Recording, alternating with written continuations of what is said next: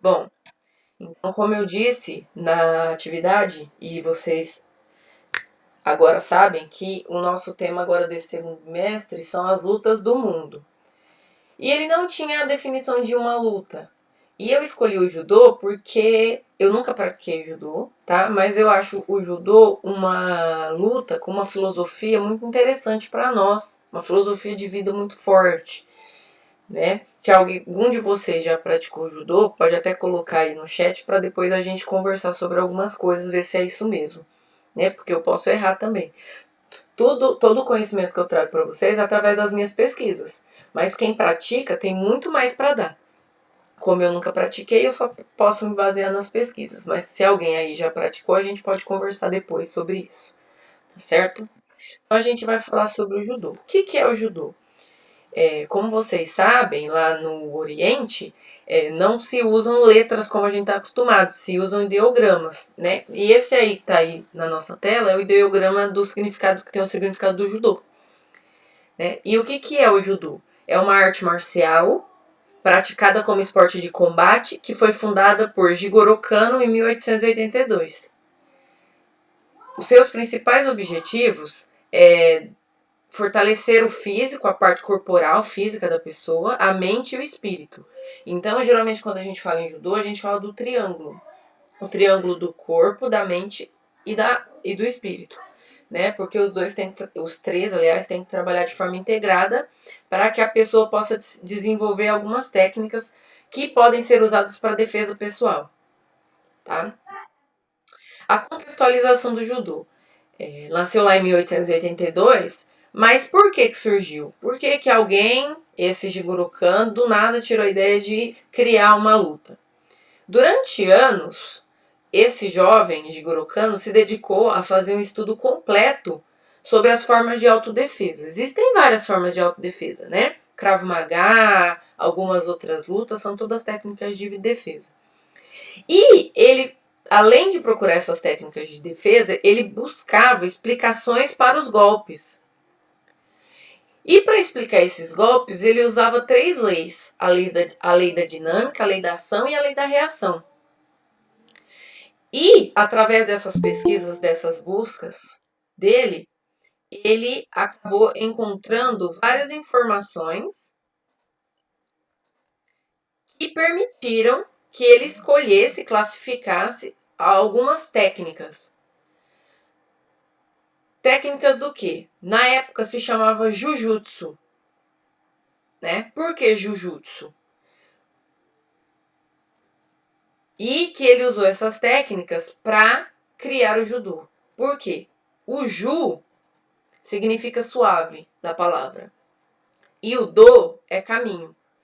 Então ele criou uma luta através das suas pesquisas que demonstrasse para os seus praticantes um caminho suave. Então não é uma luta por ela mesma, uma luta só para golpear e ganhar do seu oponente. Não, ela é muito mais do que isso.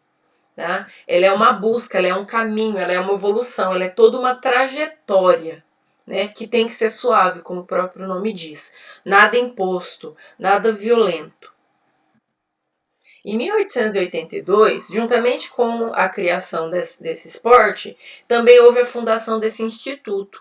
Foi nesse instituto, chamado de Kodokan, que também tem um significado, o nome Kodokan, a gente vai ver já já, foi nesse instituto que o mestre Kano, que agora recebe o nome de mestre Kano, né, o Jigoro Kano, ele melhorou as habilidades das outras lutas e criou o judô.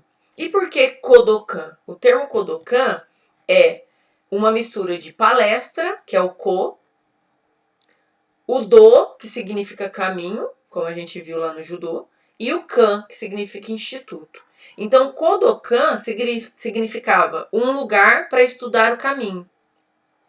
O que explica muito bem a intenção do mestre, né? Que, além dele ensinar uma arte marcial como um esporte de combate, uma luta, ele também tinha por trás desse esporte toda uma linha filosófica. E qual era o conceito que ele se baseava? Também uma palavra com significado, que é o Ippon Shobu, que é a luta pelo ponto perfeito. Então o judô, ele segue uma linha filosófica da luta, da busca sempre pelo ponto perfeito. E também tem todo um código moral por trás do judô. Então ele não é uma arte marcial por si só, de porrada, somente de chute, somente de pancadaria. Não, ele tem todo um código moral, um conceito filosófico, uma linha filosófica, um estudo, uma trajetória muito bonita e muito longa para você atingir aquele triângulo onde seu corpo, sua mente e seu espírito vão estar trabalhando em conjunto. Tá bom? Com esse trabalho, que não demorou nem 1 ano nem 2, mas foi uma vida toda, ele criou essa modalidade que hoje a gente conhece por judô, mas que pode ser praticada por todas as pessoas, por todos mesmo, homens, mulheres, jovens, adultos, idosos, todo mundo pode praticar. Claro que para alguns vai precisar de algumas adaptações, mas todo mundo pode fazer o judô, né? Praticar o judô, seguir a linha filosófica do judô. A técnica do judô, ela se utiliza basicamente de 2 das principais capacidades físicas, que é a força e o equilíbrio. Então, para eu conseguir vencer o meu oponente, geralmente eu uso muito a força e a minha capacidade de equilíbrio e tento fazer com que essas minhas habilidades sejam melhores, mais evoluídas que as capacidades dos meus adversários. Palavras ditas pelo próprio mestre criador é a arte em que se usa o máximo da força física e da espiritual. Então não é uma luta que você age por impulso. Tem todo um trabalho mental, todo um trabalho psicológico para saber a melhor hora de agir, a melhor hora de atacar e a melhor hora para se defender. Né? E a vitória também, ela não significa que você é melhor que o seu oponente e nem que seu oponente é pior que você. Cada vitória nessa luta do judô, ela significa que você está se fortalecendo espiritualmente, o que não significa que você seja melhor do que o outro, tá? Então, quem segue realmente a filosofia do judô, você nunca vai ver um campeão tirar sarro do outro porque ele venceu. Não, é tratado numa boa. Acabou a luta, eles não são inimigos. Eles são apenas adversários. Acabou a luta, os dois compartilham da mesma luta, do mesmo princípio filosófico. E quem ganhou vai aprender e vai se fortalecer com a vitória. Quem perdeu vai se fortalecer com a derrota e vai sempre tentar melhorar para atingir o grau da vitória um dia. Tá bom? Então isso é muito bonito dentro da luta do judô, em que os vencedores não são melhores. Eles podem estar melhores naquele dia. Várias condições se reuniram para que às vezes ele estivesse melhor apresentável, né? Melhor preparado naquela luta. Mas isso não significa que ele seja melhor do que quem perdeu. E aí nós temos uma sequência de um dos golpes que podem ser praticados no judô. Bom, o código moral que a gente falou do judô. O código moral, ele vem para fortalecer o caráter do praticante, né? E fazer com que esses praticantes cresçam não só como atletas, mas também como pessoas. O código moral do judô, ele não se aplica só na hora da luta. Ele se aplica na vida. Na vida, no caráter, na rotina, na sociedade. Então, o mestre, ele criou 8 princípios baseados no código moral. E são códigos que a gente mesmo sem praticar, a gente deveria levar para a vida. Se todo mundo levasse esses códigos morais para a vida, talvez nós não estivéssemos numa sociedade tão egoísta, tão egocêntrica como a gente está. Vamos conhecer um pouquinho desses 8 princípios? O primeiro é o princípio da cortesia. Cortesia, onde você deve ser educado para falar com os outros, para tratar os outros, para chegar nos outros, para se comunicar com os outros. O segundo princípio é o princípio da coragem. Para quê? Para que a gente consiga enfrentar todas as dificuldades que surgem, seja na nossa vida amorosa, na profissional, na escolar, na família, com bravura. A outra é o princípio da honestidade. Para que a gente seja honesto, seja verdadeiro, tanto nos pensamentos quanto nas minhas ações. O quarto princípio é o princípio da honra. Fazer o que é certo sempre. Pode doer, pode machucar, mas fazer o que é certo sempre. O quinto princípio é o princípio da modéstia. Modéstia para que nós não sejamos tão egoístas como estamos sendo. O sexto princípio é o princípio do respeito, para que todos possam conviver de forma harmoniosa. O sétimo princípio é o princípio do autocontrole, né? Para que eu consiga conter as minhas emoções. E não é porque eu estou realizando uma luta que lá na escola, quando alguém me tirar do sério, eu vá usar esses golpes da luta para atingir o meu oponente. Não. Eu só posso usar os princípios da luta, as técnicas, os golpes, quando eu realmente tiver que me autodefender. Mas eu sempre devo privilegiar o diálogo antes da luta física. Também é um outro princípio que não está escrito aqui, mas é um princípio que os judokas e os mestres levam muito a sério. E por último, o oitavo princípio é o princípio da amizade. Como eu disse, mesmo que eu esteja lutando no tatame contra outro, ele não é meu inimigo. Ele é apenas meu adversário e somente meu adversário enquanto a luta durar. Acabou a luta, a gente pode ser amigo e companheiro, porque a gente compartilha de um código moral muito bonito e nós somos pessoas corajosas e amigas que não utilizamos esses golpes para machucar ninguém. O local da prática do judô. O local da prática do judô, como eu já disse, ele recebe o nome de tatame, né? E é uma área quadrada que tem no solo alguns colchões de amortecimento, que tem 2 metros de comprimento por 1 metro de largura, que vão se encaixando para formar o tatame. O tatame, a gente falou que ele é uma área quadrada lá em cima, né? Mas ele tem entre 14 e 16. Então ele pode ser de 14 por 14, ele pode ser de 15 por 15 ou de 16 por 16. Tá? Ele pode variar o tamanho. E ele é dividido em 3 áreas: a área de combate, a área de perigo e a área de segurança. Eu vou ter uma imagem aqui depois para a gente entender melhor. Tá? A área de combate ela é a área do centro do tatame. E ela mede, dos 14, por exemplo, de 8 a 10 metros. Na área de combate é onde acontece realmente a luta, onde os pontos são marcados. E existe apenas 2 marcas nessa área, que é o quê? O lugar onde cada um deles começa e termina o combate. Se vocês tiverem um pouquinho mais de curiosidade, coloca um vídeo no YouTube para vocês assistirem de uma luta de judô. Vocês vão ver que tem uma marca de cada lado do tatame, onde cada atleta começa a luta e termina a luta nesse lugar. Tem uma marca no chão. Fica bem claro na hora do vídeo. Também temos a segunda área, que é a área de perigo. Geralmente ela é marcada pela cor vermelha e fica em volta da área de combate, ela tem 1 metro de largura. Por que ela é vermelha? Para ser um sinal de alerta. Geralmente a cor vermelha ela é usada como um sinal de alerta, né? Então essa área vermelha avisa o judoca que ele está para sair da área onde ele pode pontuar, né? Para que ou eles executem logo a manobra ou eles voltem para a área de combate. E tem também a área de segurança. A área de segurança, ela existe apenas para dar folga para o judoca que sai da área de combate. Porque, por exemplo, poderia terminar na faixa vermelha. Poderia terminar o tatame na faixa vermelha. Só que aí o que acontece? Na hora de praticar algum golpe, o atleta poderia cair e se machucar. Então sempre temos essa área de segurança de 3 metros, onde não há pontuação e serve para dar folga para o judoca, por exemplo, se desequilibrar, ele não cair no chão, ele cair nessa área de segurança. Tá bom? Então aqui nós temos, ó, dessa cor mais clara no centro, a área de combate, que ela pode variar de 8 a 10 metros, né? O máximo é 10 metros.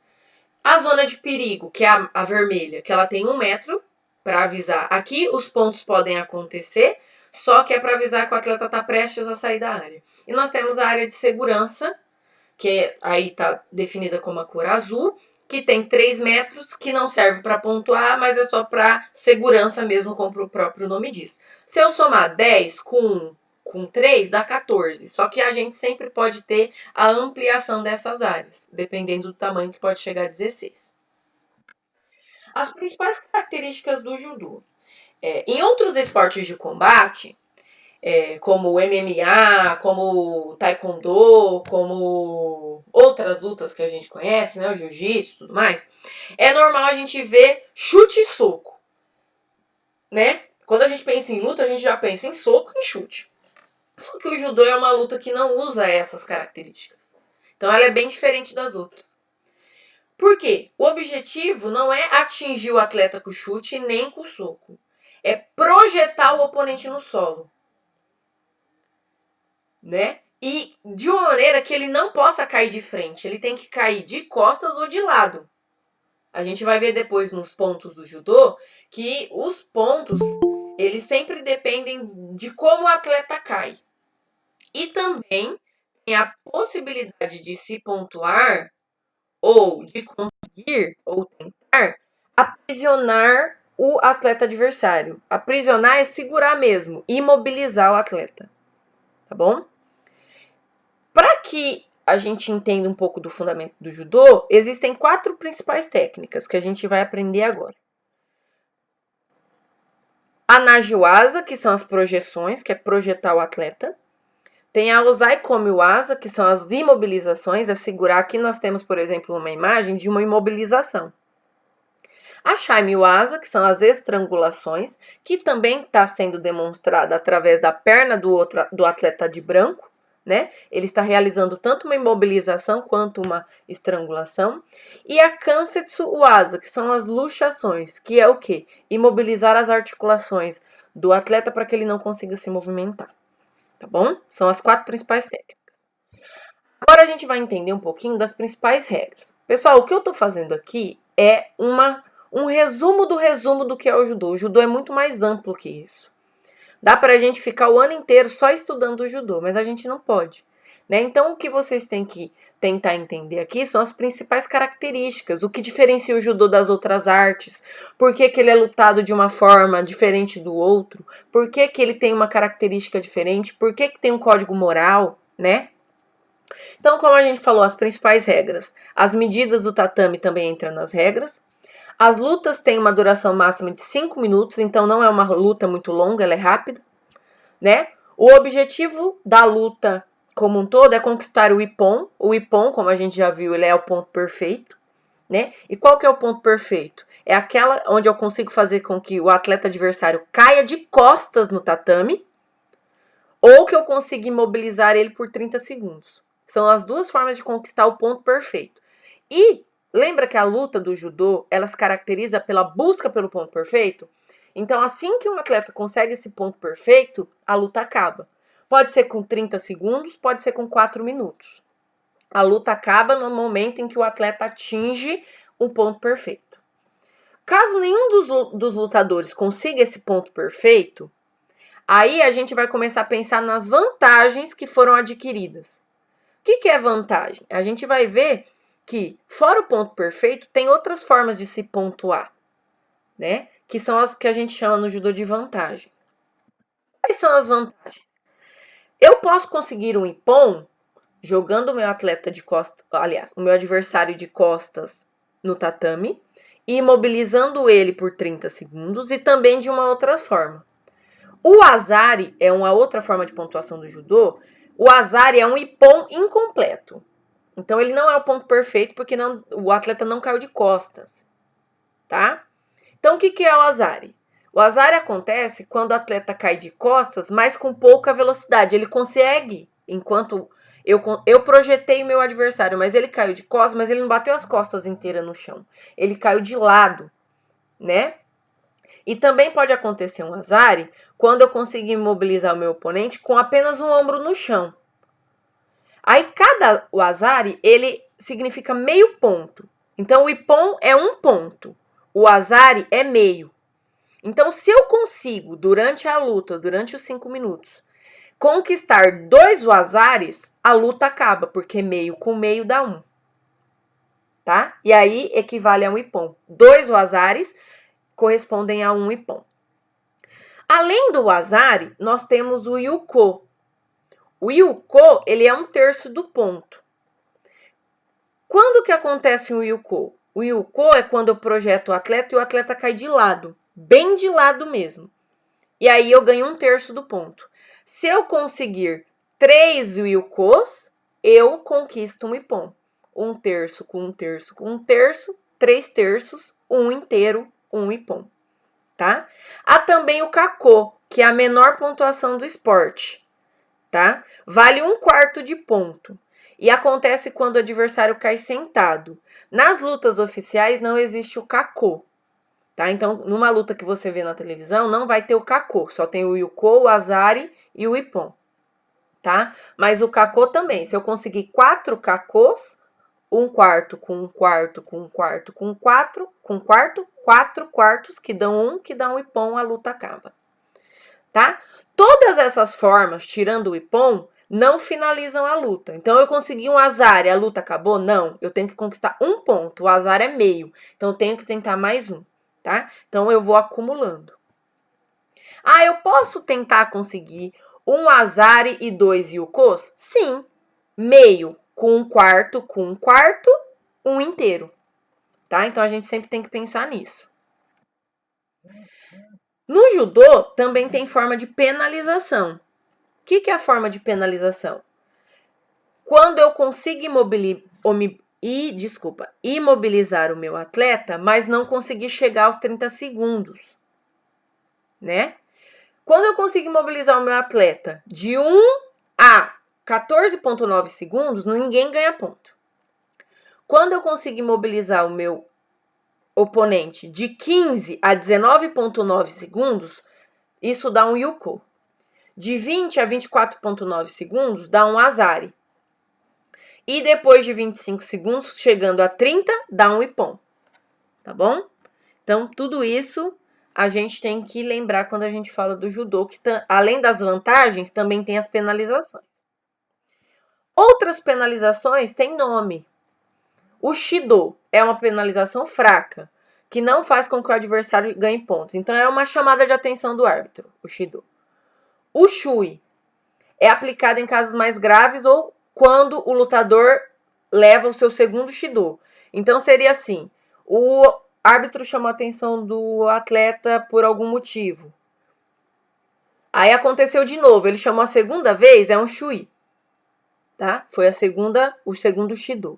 O Keikoku é atribuído quando o lutador já tem um Shui, então ele já foi chamado a atenção 2 vezes, e ele recebe um outro, a terceira infração. Essa penalidade não encerra o combate, mas ela dá uma infração grave. Então, tem infração grave, infração fraca, e tem o Hansoku Make, que é aplicado em caso de infração grave. Nesse caso, o lutador é expulso e a vitória é dada para o adversário. Bom, pessoal, eu vou aceitar o pessoal que está chegando agora e vou parar a minha apresentação para perguntar se por enquanto vocês têm alguma dúvida. Lembrando que vocês devem mandar as dúvidas pelo chat, mas quem quiser ligar o microfone e perguntar ao vivo pode perguntar também. Quem não tiver dúvida, manda um ok só para eu saber que eu posso seguir.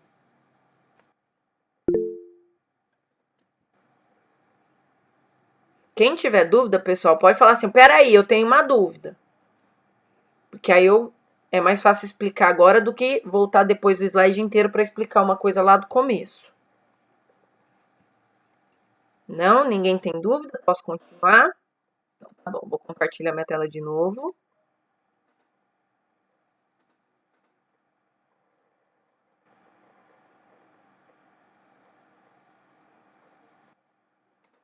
Beleza.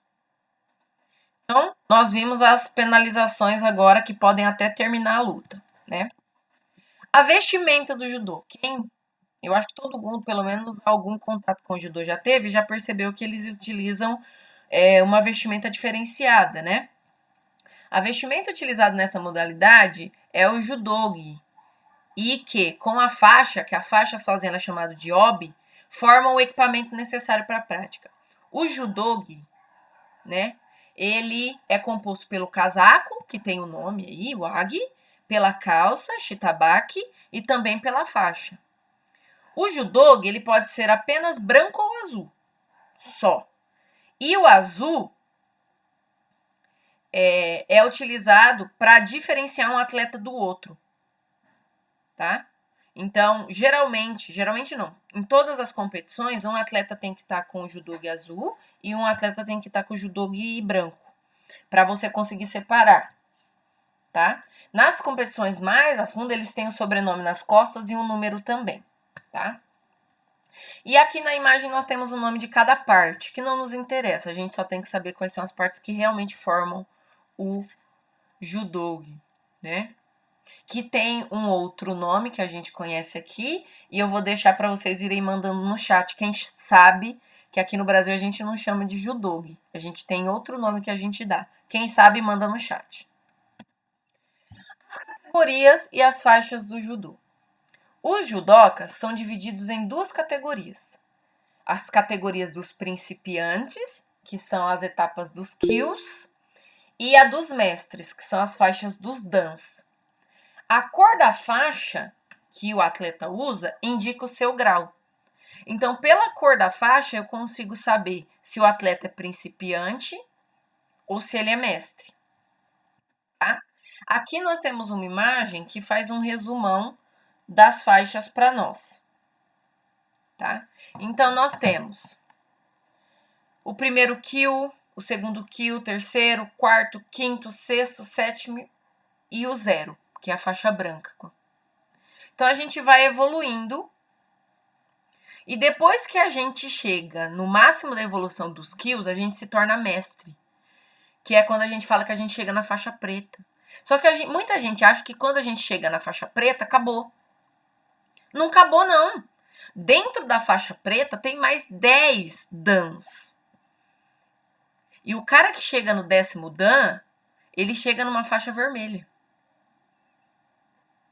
Tá? Então, se você vê um cara com uma faixa vermelha, ele tá no 10º dan. Ele é o mestre do mestre, digamos assim. Né? E essas cores, pessoal, mudam de país para país. A dos dans não, mas a dos kyus mudam. Tá? Você vai ver que em alguns lugares a faixa verde vem antes da amarela, aí em outros lugares a azul é primeiro que a cinza. Então muda de país para país. Só dos dans que não muda. Tá bom? E nos dans nós temos a possibilidade de misturar duas cores na faixa. Vejam que do 6º até o 8º dan, a faixa é vermelha e branca. Tá bom? Categorias de peso do judô. Como na maioria dos esportes de combate, o judô também é dividido por faixa de peso. Por quê? Porque eu não posso colocar um atleta de 50 quilos para competir com um atleta de 100 quilos. Seria injusto. E injustiça é uma coisa que o judô não preza. Então, geralmente nas lutas, a gente tem a graduação dos pesos. Tá? E aí nós temos as faixas de peso do judô. Extra leve, meio leve, leve, meio médio, médio, meio pesado, pesado. Então, o extra leve é todos os atletas que têm até 66 quilos. A meio leve, que é a que vem depois, ela vai dos 61, aliás, dos 60 quilos e de 100 gramas até os 66. Então, é sempre o intervalo da fase anterior até o número que está aí. Então, meio leve vai até de 60 quilos e 100 gramas até 66 quilos. A leve vai de 66 quilos e 100 gramas até 73 quilos e assim por diante. Os juízes do judô. Como em qualquer esporte, sempre tem aquele que controla o cumprimento da regra, a marcação dos pontos, e no judô não é diferente. E ele tem vários juízes, não é um juiz só. Tem o juiz central, que ele fica responsável pelo controle das regras dentro do tatame. Então, ele acompanha a luta dentro do tatame. Tem os juízes laterais, que ficam um em cada lateral, e eles ficam sentados no canto, em diagonal. Depois, na imagem, eu vou mostrar para vocês. E eles ficam de frente um para o outro, e eles têm como função ajudar o juiz do centro e talvez alguma coisa tenha passado da vista do juiz de centro, então tem o juiz lateral para ver ou para tirar a dúvida do juiz do centro. Tá? Então, são 3 juízes. Por exemplo, se o juiz do centro viu um ippon, mas os outros 2 perceberam que não houve um ippon, que houve um azari, como são 3 e só um achou que era o ippon, deu maioria, vira o azari. Entendeu? Então, sempre número ímpar de juízes, para a maioria sempre prevalecer. E temos o juiz da mesa, que é o juiz que fica fazendo as anotações, né, das pontuações. Aqui, a gente não conseguiu pegar o juiz da mesa, mas tem o juiz central e tem os juízes laterais, que fica bem claro, né? Numa cadeira, cada um no vértice da área proibida, que é essa vermelha, né? E o juiz central em pé ali acompanhando. No caso aqui dessa imagem, não está bem claro a linha que eu falei que tem nos tatames para os atletas ficarem. Mas existe. Tá? Eu até posso procurar depois uma imagem melhor para mostrar para vocês. Bom, pessoal, essas foram as fontes do nosso trabalho que eu utilizei para montar esse trabalho para vocês, esse slide. E era isso. A aula de hoje era bem um resumo, bem básico, e era basicamente isso. Eu estou voltando aqui para parar a apresentação. Isso, no Brasil a gente chama o judogi de kimono, muito bem. Mas também podemos chamar de judogi, tá bom? E a gente geralmente acha que o kimono é inteiro, né? Então é bom a gente entender que o judogi, ele é formado por algumas partes e cada uma delas tem um nome. A parte de cima tem um nome, a parte de baixo tem um nome e a faixa tem um nome. É isso que tem que ficar bem claro para nós, tá bom? Agora que eu terminei o encerramento, eu vou abrir as perguntas, tá bom? Então, quem tem dúvida pode mandar aí no chat. Pode variar, Yasmin. A Yasmin perguntou. Eu vi em alguns sites que para o feminino é 4 minutos e para o masculino 5. Se eu não me engano, eu tinha falado que o tempo máximo era 5, né? Então, cada organização de competição, ela pode definir o seu tempo. Então, pode ter competições de 3 minutos. Só que o máximo é 5, tá? Geralmente, em competições oficiais, como, por exemplo, na Olimpíada, aí eles geralmente colocam 5-5. 5 para feminino, 5 para masculino. Mas existem competições que tiram um minuto do feminino e fica 4-5, sem problema nenhum. O tempo máximo é 5, tá? A Lívia. Professora, as anotações que fizemos hoje também vão ter que ser mandadas juntos com a foto da atividade? Sim. Sim. Professora, é para fazer anotações sobre esses slides? Eu pedi para vocês irem fazendo durante a aula. Não chegar agora e ler o slide, porque o slide eu vou disponibilizar ele junto com a prova. O slide é uma base para tudo que eu expliquei. Então, quem fez a anotação, ótimo. Tá com a pesquisa, com a cópia e com a anotação, ótimo. Tá basicamente com a prova respondida no seu caderno. Depois você só vai ter que responder ela para eu poder dar a nota. Mas não é para pegar o slide agora no final e fazer a anotação, porque isso não serve para nada. Você vai estar lendo e não vai ter prestado atenção no que eu falei. Certo? Mais alguma dúvida, pessoal? Ficou alguma coisa sem explicar, que vocês queiram que eu volte? Quem não tem, lembra de mandar o ok para eu saber, pessoal.